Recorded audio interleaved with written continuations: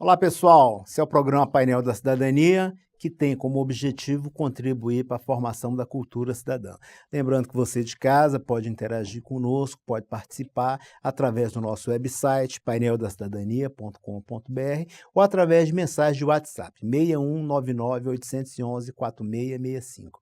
A gente está recebendo aqui Expedito Veloso é economista, é mineiro, né? Foi diretor do Banco do Brasil, chegou a vice-presidente e hoje aposentado ele está contribuindo com capital social e cultural através do Observatório Urbanos no Guará, uma casa cultural que tem assim como objetivo, né, promover a cultura e receber os talentos que ali querem se apresentar.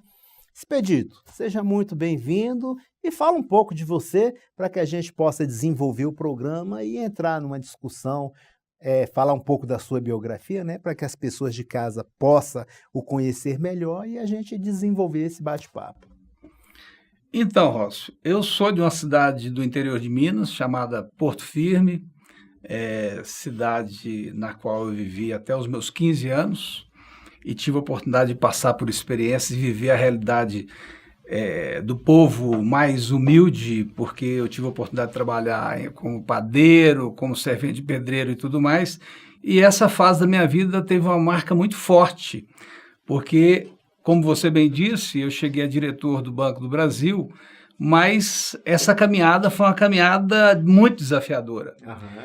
Eu tive a oportunidade de formar em economia na Universidade Federal de Viçosa, fiz mestrado na Escola de Pós-Graduação em Economia da Fundação Getúlio Vargas, no Rio de Janeiro, fiz uma especialização em gestão de bancos, mas mais recentemente eu passei a gostar muito da área de transporte e tive a oportunidade também de fazer um conjunto de disciplinas de transporte na Universidade de Brasília. Uhum. A minha vida profissional ela foi muito concentrada nos últimos anos no Banco do Brasil, mas eu tive a oportunidade também de ficar por 3 anos no governo do Distrito Federal, como secretário adjunto de Desenvolvimento Econômico. Portanto, a lei vigente no Distrito Federal hoje de incentivo ao desenvolvimento econômico, eu tive o prazer de coordenar a sua elaboração, certo, que é o IDEAS. Uhum, colaborou com o nascimento, né, como a geração.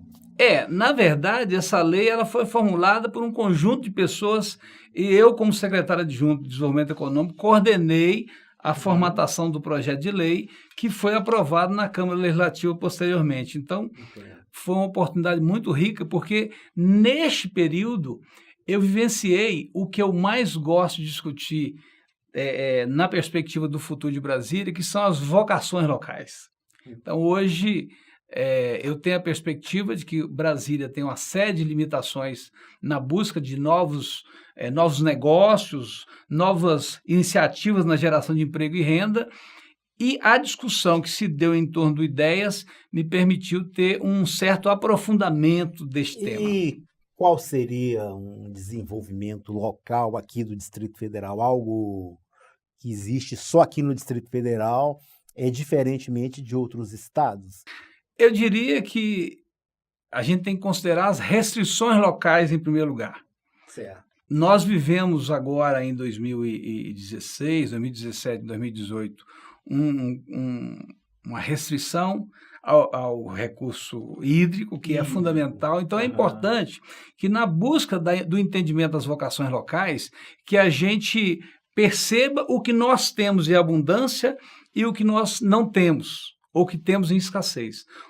Recursos hídricos ficou claro em decorrência do racionamento que foi necessário recentemente. Mas nós contamos, por exemplo, com a mão de obra muito qualificada. Algo interessante, a maior média de ensino de frequência na escola no país está no Distrito Federal. São 8,6 anos por habitante. Essa é a média. Então, nós contamos com a mão de obra muito qualificada. Portanto, todas as atividades que demandem mão de obra qualificada, Brasília tem um potencial muito grande para desenvolver essas atividades localmente. Mas existem alguns projetos que poderiam estar sendo trazidos para Brasília para contemplar e gerar emprego para essa massa de trabalhadores desempregados, que é muito significativa hoje. Brasília tem um dos maiores índices de emprego do país, portanto, nós temos que trabalhar em uma velocidade grande e não me parece que isso está sendo implementado nesse momento pelo governo no momento. E qual seria a área dessa mão de obra? Eu Ou diria, ou ela está diversificada em diversos setores? Não existe um específico?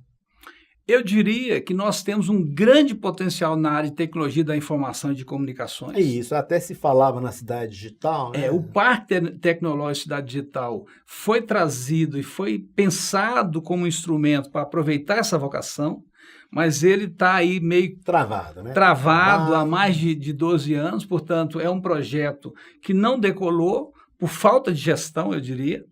Mas Brasília já teve um projeto de se transformar num grande centro de saúde nacional. Essa área física que fica ali próximo do Lago Norte, que forma uma espécie de um triângulo, Sim. foi pensada para ser um polo de saúde nacional. Brasília conta com muitas especialidades na área médica e poderia virar esse um polo na área de saúde, só para tratamento de saúde específico ou alguma área, tratamento de câncer, tratamento cardiológico, ou seria diversas especialidades num centro específico, desenvolver aquela área ali para que fizesse o tratamento de pessoas? Como que seria mais ou menos isso daí? Você desenvolveu alguma coisa nesse sentido, nesses seus estudos? Bom, a ideia inicial era trazer para Brasília grandes hospitais que são referências nacionais. Entendo. Então você tem grandes hospitais em São Paulo, Albert Einstein, o Hospital das Clínicas, você tem um conjunto de hospitais que às vezes estão no Rio de Janeiro. A ideia é que esses hospitais pudessem abrir filiais aqui e trazer certamente as especialidades que têm aderência com as demandas que são apresentadas pela população local, mas como aqui é um hub logístico do ponto de vista aeroportuário fundamental e muito bem posicionado no entorno da América Latina, há de se pensar na possibilidade de Brasília poder ser uma referência e também atender a demandas de vários países da América Latina, demandas internacionais. Você falou agora há pouco, né, que dentro do doutorado você estudou o transporte público. E o que falta aqui no Distrito Federal para que o transporte dê a sua alavancada, tenha um crescimento, principalmente o transporte público sobre trilhos, que a gente sabe que é o transporte mais barato, mais rápido e que assiste um maior número de pessoas, né? Tendo em vista que ele não usa do trânsito. Tem os trilhos, pega o sujeito ali, anda, deixa o sujeito onde as pessoas querem ir. A gente vê isso muito na América do Norte e na Europa. Os trens e os metrôs levam as pessoas com facilidade, com rapidez, desafogando o trânsito intenso, principalmente de carros, né? Aqui no Distrito Federal, as pessoas usam muito os carros, o transporte que carrega só uma pessoa, cada um dentro do seu carro, aquele conjunto de carros, sufocando o trânsito. Você tem, dentro desses estudos, você tem alguma coisa que possa melhorar o transporte coletivo aqui no Distrito Federal? Então, eu tive a oportunidade de trabalhar como diretor de tecnologia da informação do DF-Trans durante quase 2 anos. Certo. Neste período, a gente estava vivendo a transição da licitação das bacias que foi feita anteriormente, são 5 bacias, e a gente entendia que o modelo que foi licitado foi o melhor modelo que podíamos ter para o Distrito Federal. No entanto, nós temos um grande problema e é um grande gargalo, é que nós contamos com um conjunto de 8 cidades no entorno metropolitano de Brasília e nós não temos uma gestão integrada do transporte de Brasília com as cidades do entorno. Então, assim, a grande luta que eu acho que temos que fazer e que conduzir nos próximos anos é a busca pela integração do transporte das cidades do entorno metropolitano com o Distrito Federal. Portanto, quando eu cursava as disciplinas na UNB, a gente escreveu um artigo, Sim. Rócio, sobre a criação de uma agência metropolitana de transporte, que depois... Inclusive, se caso criasse a região metropolitana do Distrito Federal, né, podia abrir mais os espaços, principalmente com as empresas de ônibus, né? Um estado adentrando outro e com um menor custo. Não seria dessa forma, como existe em São Paulo? Aqui no Distrito Federal não existe a região metropolitana do Distrito Federal. Não. Desculpa ter impedido. Mas lembrando que São Paulo está tudo dentro de um mesmo estado. Uhum. Aqui nós temos a interveniência de vários entes públicos, nós temos a fiscalização do transporte no entorno, é feito pela NTT, porque é considerado um transporte interestadual. Nós temos a interferência do governo de Goiás, dos 8 municípios e localmente do governo local. Então, assim, se nós não conseguirmos construir uma alternativa de um único gestor e supervisor que faça e que coordene essa integração, que envolveria integração tarifária também, eu diria que nós vamos continuar tendo problemas graves. E essa agência metropolitana teria competência para gerir esse transporte sem a criação de uma região metropolitana? Teria. É lógico que, como a atribuição pelo transporte público municipal é dos prefeitos, por exemplo, é necessário que haja aprovação nas diversas câmaras de vereadores, há necessário que se assine um convênio com respaldo legal nos diversos entes federados. No entanto, se todos forem de acordo, a criação dessa agência ou desse consórcio é totalmente factível. Certo. E é fundamental. Nós fizemos uma estimativa de que o volume de investimento para nós azeitarmos o transporte público na região metropolitana de Brasília seria da ordem de 9 bilhões, sendo que os municípios do entorno teriam que entrar com algo em torno de 2 bilhões. Portanto, é um volume significativo e exigiria certamente um aporte do governo federal. Certo. Mas essa integração é o grande salto. Mas eu diria que o problema do transporte aqui, primeiro, ele tem um problema de gestão gravíssimo. Por quê? A licitação que foi feita pelo governo Agnello, conceitualmente ela é redonda, ela previa um conjunto de investimentos que não foram feitos e continuam parados, portanto... No decorrer do contrato, a licitação previa investimentos nisso. Você falou aí do VLT. Por exemplo, havia a previsão de um veículo leve sobre trilho do aeroporto, passando no terminal da Asa Sul e indo até a Asa Norte. Portanto, esse VLT... E o que travou isso daí? A licitação, ela tinha um conjunto de exigências, mas também tinha um conjunto de afazeres por parte do governo local. E muitos desses investimentos não foram realizados. Mas eu diria que o grande gargalo do transporte no Distrito Federal é por falta de gestão. Primeiro porque quem manda, quem tem controle pleno do processo operacional e até de decisões estratégicas do ponto de vista do transporte local são as empresas. O governo, apesar dele responder por 45% dos recursos que são faturados pela empresa, eu não sei se você sabe, Rosso, mas o faturamento anual das empresas de transporte aqui está na casa de 1 bilhão e 400. O governo, em 2016, o governo Hollenberg custeou em torno de 645 milhões. E por que esse em torno de 45%. Pela gratuidade das passagens? Isso decorre de aqui três fatores. É bem alto, né, a gratuidade? É um dos maiores índices do país, talvez o maior, exceto uma ou outra cidade. Que praticamente 3 por 1, né? Até menos de 3 por 1. Sim. Porque se a gente considerar que 45% do volume de recursos que é faturado pela empresa é ressarcido pelo governo local, daí um pouquinho mais de 2 por 1 A gente fala gratuidade, né?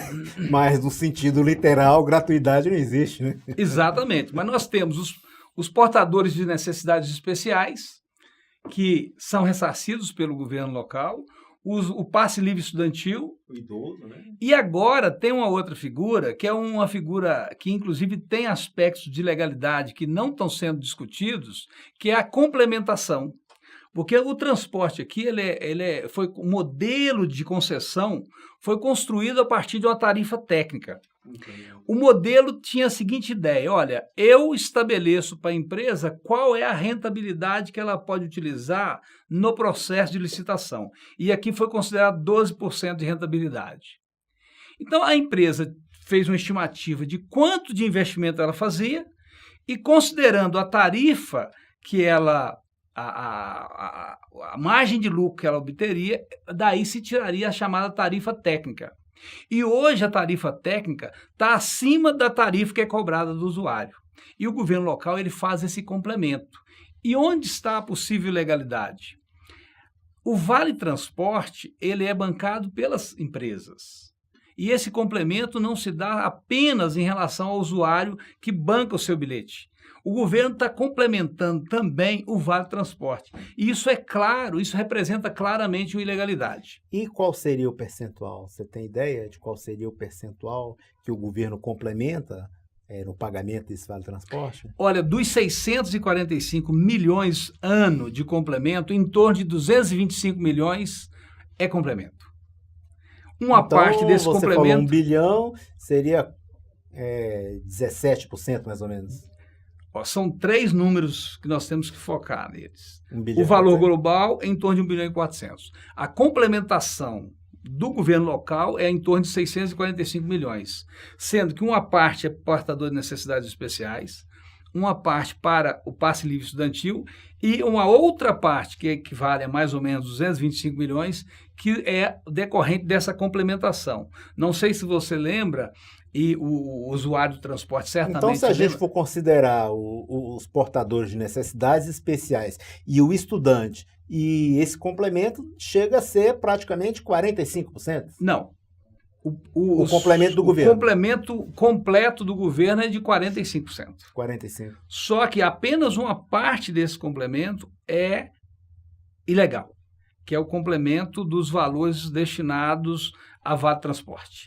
Porque, na verdade, essa ilegalidade seria de qual percentual? Uns 15%, 17%, né? Aí nós teríamos que ver qual o percentual dos passageiros hoje que usa Vale Transporte. Deve ser na casa dos 30%. Não, quando você falou 225 milhões para um faturamento de 1 bilhão e 400, dá uns 16, 17%.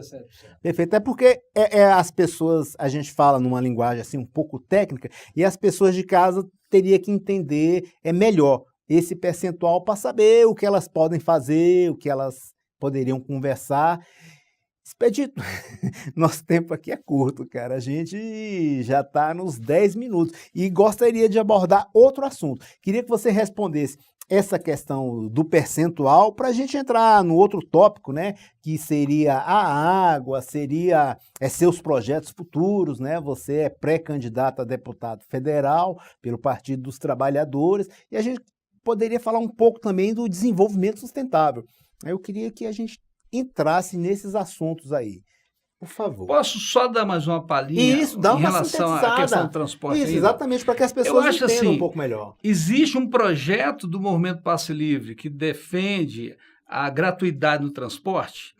E gratuidade no sentido literal. No sentido literal. Perfeito, porque hoje a gente ouve gratuidade e não é gratuidade. Exatamente. Tem alguém que paga. Mas considerando que o GDF já banca algo em torno de 45% do custo global do Sistema de Transporte de Brasília, há de se pensar na proposição de um projeto de lei na Câmara Federal estabelecendo um percentual para que os administradores possam bancar uma parte do custeio do transporte, e nós estamos defendendo, num possível mandato, que esse percentual para o Distrito Federal seja da ordem de 90%. Entendo. Então, assim, a gente vai estar propondo isso. É essencial que o governo do Distrito Federal faça futuros remanejamentos orçamentários para bancar.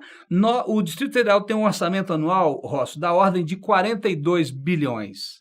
Portanto, disponibilizar mais algo em torno de 645 milhões para viabilizar um aumento na gratuidade é importante. Nós temos no Distrito Federal o cidadão desempregado que tem dificuldade de procurar emprego porque ele não tem dinheiro para pagar a tarifa de ônibus. Então, nós temos que incluir o desempregado nesta gratuidade. Isso é imediato, isso tem que ser agora. Mas eu acredito que essa limitação, por exemplo, do passe livre estudantil para uso restrito na ida e na volta da escola é insuficiente. Nós temos que pensar no estudante numa perspectiva mais global. Ele tem que ter possibilidade de participar dos eventos socioculturais da comunidade. Portanto, o passe livre estudantil precisa ser repensado numa perspectiva de incluir novas possibilidades de locomoção dos estudantes e não só no trajeto para a escola e na volta da escola. Entendo. Uhum. Agora, Expedito, a gente falava um pouco aí, vamos falar um pouco da questão da água. Certo. Brasília sofre muito, está sofrendo bastante, né, a questão da água, e eu queria que você fizesse uma informação, você desse uma informação, porque veja bem, agora no governo a questão do racionamento, a cada 6 dias falta água num determinado local. Agora veja bem, nos dias que tem água, eu, consumidor, conhecedor das dificuldades da água, uso a água no sentido lógico para minha manutenção comum. Agora tem o cidadão que usa ali a água de forma indiscriminada, lava carro, lava calçada, empurra lixo com a mangueira ligada. Não teria que se criar alguma forma de ver como que as pessoas estão usando isso, limitar. Você tem 10 metros cúbicos para você usar por mês, 20 metros cúbicos. Se você quiser gastar 20 metros cúbicos em um dia, você fica os outros dias do mês sem água. Interromper-se aquela questão ali. Não seria um método mais justo o controle da água de forma digital, como a gente vê em outros países? Essa aí não seria um método de forçar o sujeito a usar água de forma econômica e de forma mais orgânica? Bom, a gente precisa lembrar que o cidadão, principalmente nesse período de crise, sofrendo com a renda muito restrita, eu diria que a conta d'água já é um elemento que impõe ao cidadão esse comportamento. Eu diria que impõe. O grande problema nosso é que, se você considerar que o Brasil dispõe de 15% da água de superfície, da água doce do mundo, e dispõe apenas de algo em torno de 2,5% da população, o Brasil dispõe de água doce em abundância. Uhum. O problema é falta de planejamento. Por exemplo, no Brasília, Corumbá 4 é uma vastidão de água, está disponível há uns 5, 6 anos e não foram feitos os investimentos para a colocação dessa água à disposição da população do Distrito Federal. Então, o que falta em relação ao fornecimento de água, Rosso, é planejamento. Entendo. É planejamento. E não é uma questão que a gente poderia atribuir ao governo atual, mas é um conjunto de falta de iniciativas anteriores que fez com que Brasília tivesse que viver essa dificuldade momentânea, que é a dificuldade do racionamento. Um planejamento a médio prazo. Planejamento a médio prazo. Agora, é verdade que o Brasil não se habituou a conviver com grandes períodos de estiagem. E os anos anteriores foram muito cruéis do ponto de vista do volume pluviométrico. Então, assim, eu diria que essa lição dos últimos 3 anos, ela vai servir para que o gestor público, a partir de agora, tenha mais zelo com a questão do planejamento no fornecimento de água ao cidadão. Perfeito. Lembrando que você de casa pode participar conosco através do website paineldacidadania.com.br ou através do nosso WhatsApp, 6199-811-4665. A gente está recebendo aqui Expedito Veloso, economista, e um ativista político que está sempre colaborando com as questões sociais e também culturais. Um criador da Casa da Observatório Urbanos, é uma casa cultural no Guará. Expedito, nosso tempo está acabando, o diretor ali já levantou a mão, falta 10, falta 5. Eu queria que você falasse um pouco sobre algo que a gente não abordou aqui e falasse das suas pretensões agora para 2018, você como um pré-candidato a deputado federal.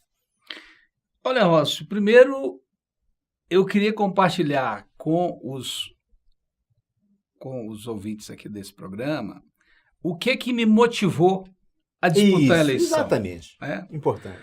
Quando o governo federal apresentou em 2015 a proposta de emenda complementar 241 na Câmara Federal, visando o congelamento dos recursos para saúde e educação nos próximos 20 anos. A emenda da maldade. Que a emenda da maldade eu costumo chamar de emenda da morte, eu costumo chamar de ousadia da maldade, essa emenda. Quando o governo apresentou essa proposta e a Câmara Federal aprovou maciçamente a proposta de emenda constitucional e se acovardou perante ao setor mais necessitado do Estado a nível de país, eu pensei, olha, é muita ousadia, é muito retrocesso. Então essa indignação me fez a pensar em entrar e disputar um cargo. Até porque até hoje eu participei da política ao longo desde os meus 16 anos, mas sempre política social, sem nenhuma disputa de cargo nem nada. Agora eu coloco meu nome em decorrência dessa indignação. Eu vejo que a Câmara Federal, representada fortemente pelas bancadas que a gente chama de BBB, da Bíblia, da Bala e do Boi, elas não estão preocupadas com os 40%, 50% da população que tem uma dependência muito forte do Estado. E na área de saúde e educação é onde concentra a maior dependência do cidadão.